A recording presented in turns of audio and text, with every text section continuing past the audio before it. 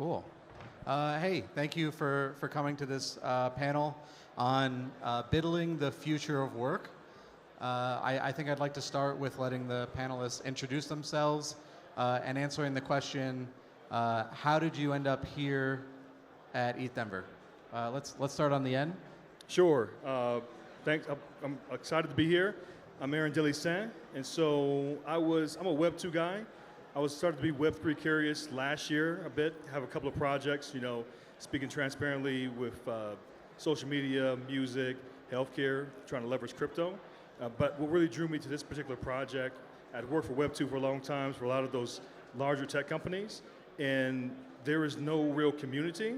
And the one thing that drew me to Opolis was the idea of self-sovereignty and benevolence, and the idea that the community is going to be truly benevolent to itself by helping us to grow. And being benevolent to yourself is being benevolent to the community.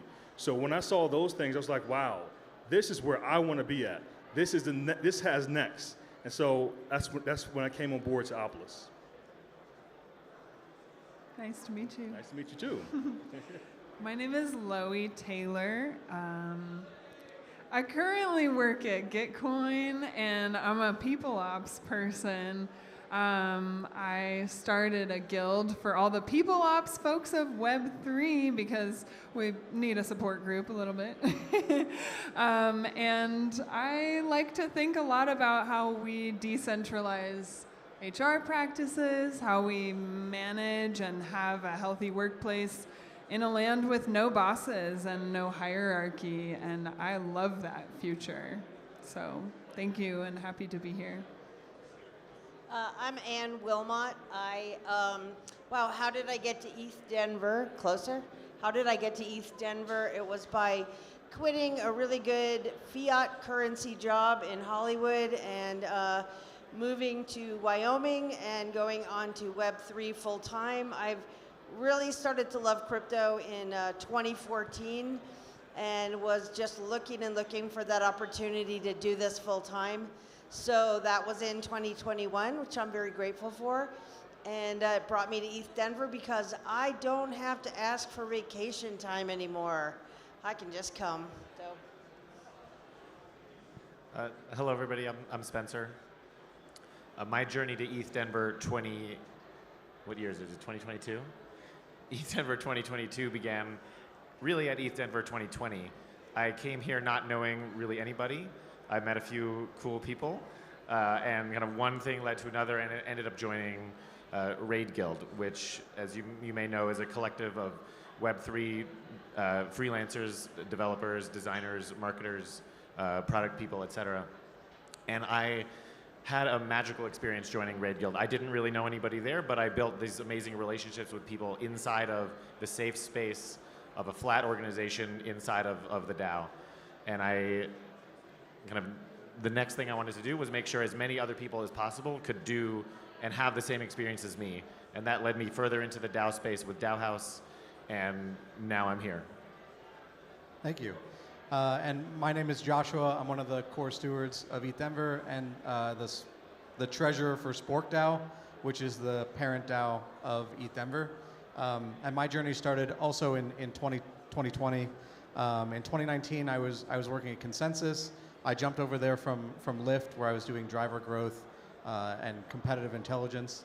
And I was part of the now infamous February 2020 class that was culled from Consensus, and I came to ETH Denver to find another job, and I was walking around saying to people, hey, Cobra is really expensive. They wanted me to pay like $2,400 for a family plan, and so I was walking around saying, how do I get health insurance? Is there a Web3 solution to this shit? And everyone was like, you should go talk to Opolis. So I went up to the Opolis booth and introduced myself and said, hey, I need health insurance, and the rest is kind of history. I fell down the DAO rabbit hole. I met Bill Warren and Aaron Soskin and Tom Howard, and they introduced me to Metacartel, and then that led to DAO House, and then that led to Raid Guild, and working kind of part-time in the DAO space. And my role at Opolis was to find people, individuals who were like me, needed health insurance, and wanted to process their crypto payroll compliantly. And I had no reputation. And so my is a very interesting tweak on business development. My job was to go into DAOs and do work, join the DAO, do work for the DAO, build reputation, build value somewhere else, and then say, hey, this other thing that I work on, Opolis, you also can get your benefits through us. And it's such a very interesting route to BD. You're a secret agent? Yeah, not secret agent. The opposite of a secret agent, a very public agent that is right in the bio. Community steward of Opolis. Yeah. One of the first question I want to get into is we talk about Moloch and we talk about coordination games. Do you guys ever feel like we play coordination games for the sake of playing coordination games, or are we actually building something real that's going to last, after we're gone? So my thought is this, right? Is that as we grow our community, right, grow the Web3 community, and we're really pushing self-sovereignty, that goes hand in hand. I keep saying over and over again with benevolence. I think that these we are incentivizing ourselves, but we're incentivizing our community as well too. But if we truly believe in the things that we're doing and we want to help the person beside us within these communities, then we can build something that can be for forever. This is just the beginning of our journey into Web3. I think that with all things, intention and impact are different. And when we talk about, like, are we coordinating just for the sake of coordination? I don't think it's anyone's intention, right? Like, every complex system, people arrive at that because they believe it's the only solution that they've been able to find. And it's usually only in hindsight that we see, dang, that complex system was not truly necessary, and it ended up being only coordination for the sake of coordination and not having that impact. And for me, like, the way that I don't know, fight that part of Moloch in my daily life is I just try and make systems as simple as possible. Like, stupidly simple. Especially if I'm asking folks in a DAO workplace to try and adopt some new system for work contracts or role documentation. Like, make it very ELI 5 and add complexity later. Yeah. I think that we are building something real. Obviously, I sort of bet my own career on this. But one of the reasons why is because I think coordination at the bottom is about compassion for other people. Being able to coordinate with other people means to be able to really see someone else's point of view and to work in some sort of equal way with them. And sometimes it's frustrating, and when it's frustrating, you have to dig down a little bit deeper and see somebody else's point of view more. I feel like that's extremely valuable and necessary in the world. So for me, I do think it's something real, and I think it's evolutionary, and I think it's important. Also, there might be a thing called too much coordination, but I do not think we have gotten there yet. I think for every day that something gets coordinated well, something is falling through the cracks. So, like, we still have plenty of work to do. Yeah, I think that's right. I think we have plenty of work to do.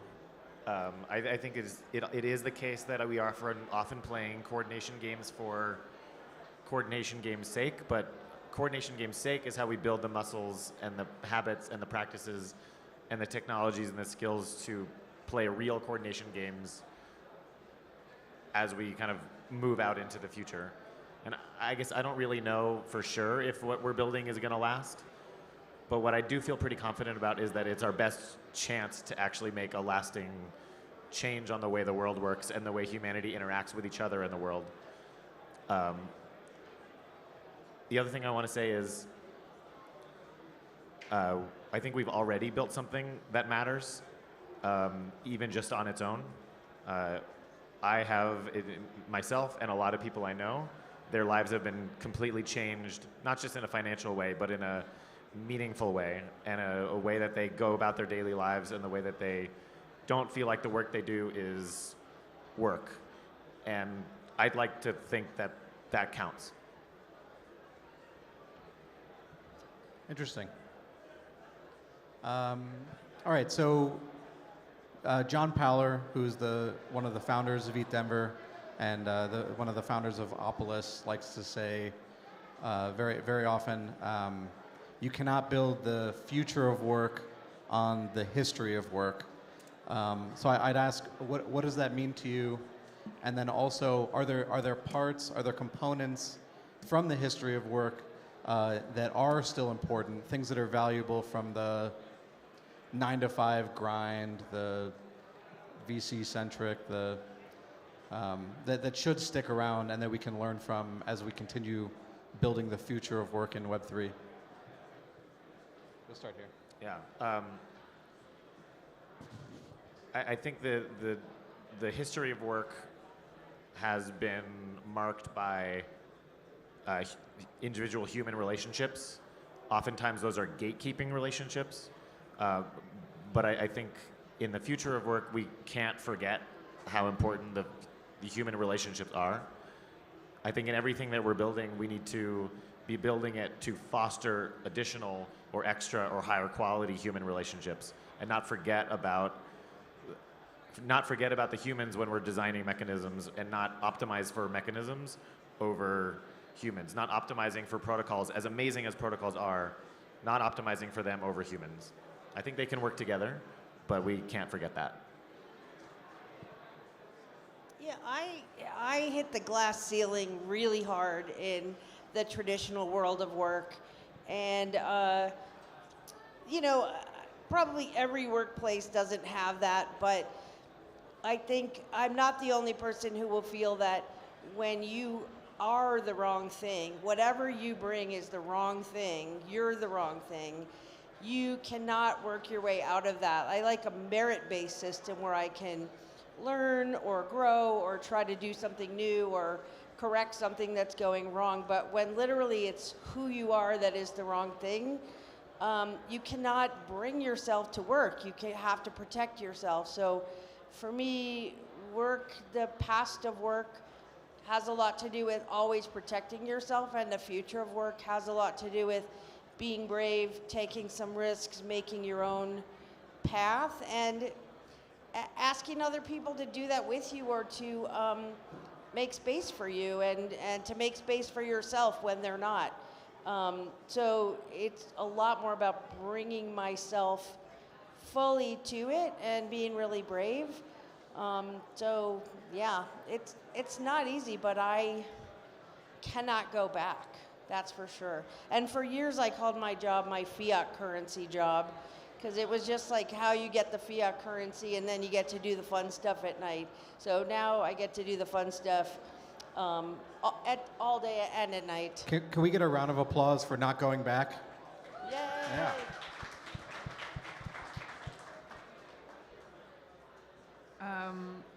Yeah, for me, there's a lot of little things that I appreciate in legacy systems of old world workplaces.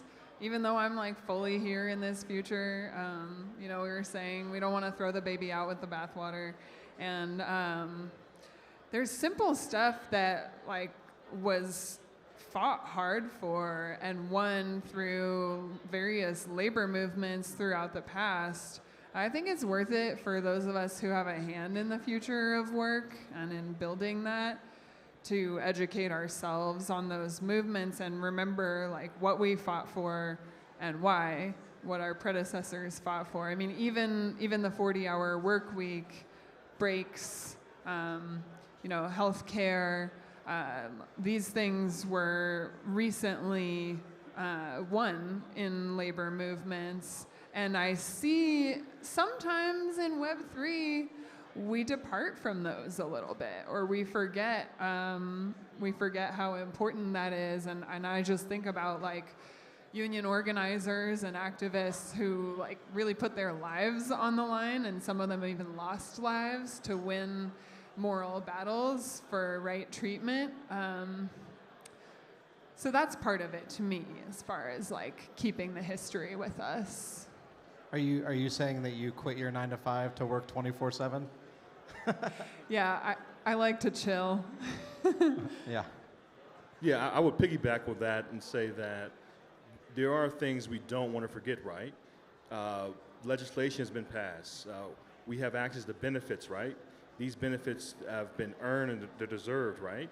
So why shouldn't I, as an independent worker, freelancer, why can't I enjoy those same benefits as somebody who works for AWS or for Meta? I deserve those benefits as well too, as an independent worker. So I think that even though that's more legacy, but even as we move forward into Web3, as an independent worker, self-sovereign worker, I also deserve those benefits. I require those as a Web3 employee, right? And so we can't forget some of those things, just as a piggyback on what you're saying, because as we move forward, we're changing the world, but we're still entitled to our benefits.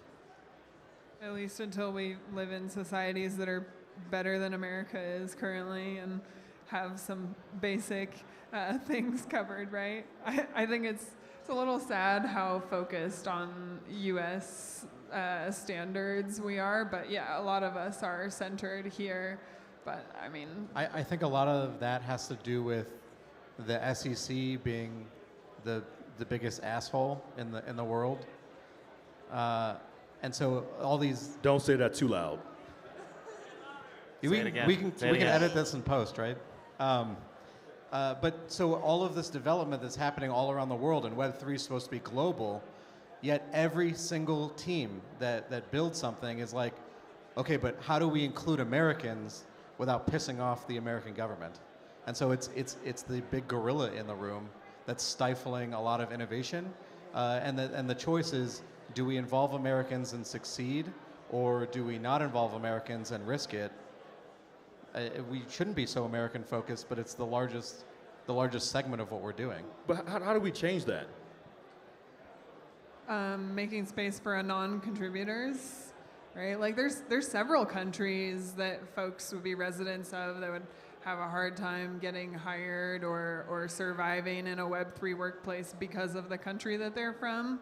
And in a way, allowing for a non-contribution solves that. It definitely doesn't solve all of it, right? Because then you still have folks that are parents and then need to have a lot more like fiat salary and liquidity in that way. They need to have benefits, whatnot. But I do think that like making space for anonymous contribution from at least the folks whose lifestyles allow that can help us step away from the really like lacking standards of certain countries.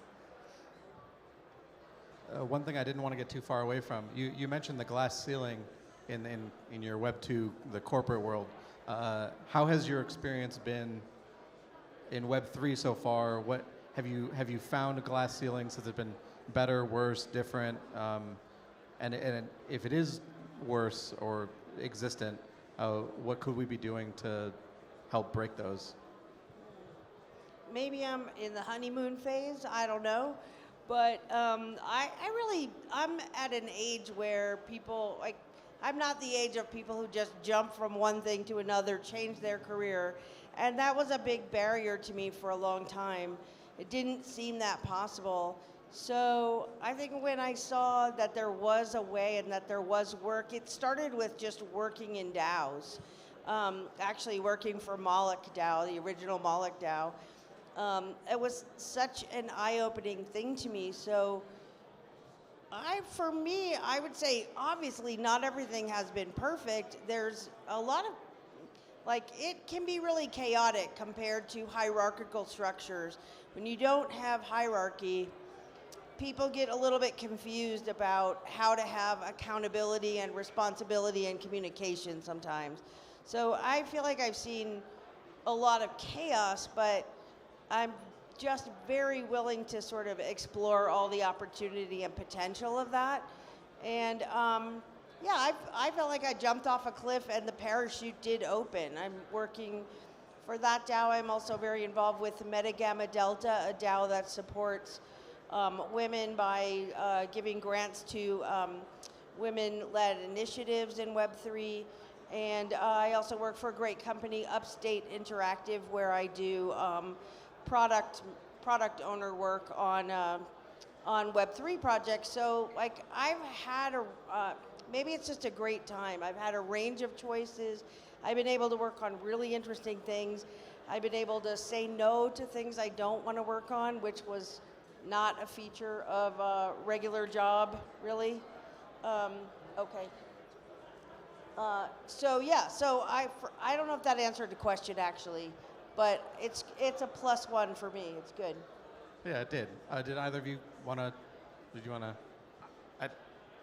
Sort of a speculative idea that I've been playing around with in my head recently, which is kind of related to what you were saying, or connected a little bit. I think there's a lot of, especially now that a lot of us have had some time to build some expertise in some of these areas, while hopefully remaining humble that we don't know everything. I think something that we can do to help everybody participate in this world and in the future of work is start to accredit some expertise in power dynamics, in what it means to not have power over what you're doing every day, to people who have not won the genetic or the geographic lottery, even if they don't have specific expertise in DAOs or in a very specific thing that we are working on. I think that there's a lot of different type of expertise that is a huge input into what we are doing every day. Could you elaborate on that a little bit more about like not having control directly over what you're doing, or? So I guess my experience in Web3 in DAOs has been that I am pretty much in complete control over what I work on, who I work on it with, and when I work on it, and why I'm working on it. And it's been incredibly freeing and basically life-changing. But the flip side of that is not really my experience in like the previous Web2 corporate world. It's a lot of people's experience having almost no control whatsoever. So I think the perspectives of people who have had that experience should have a lot to teach us about what it means to actually have control.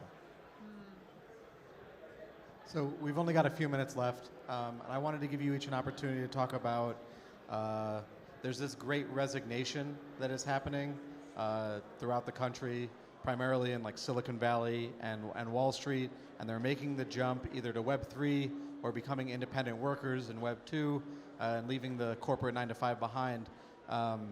If they were watching this right now, if you're talking to somebody who is in corporate America, what is the one thing that you would want to say to them to say, you know, we're here at ETH Denver, welcome, the Web3 world is your oyster?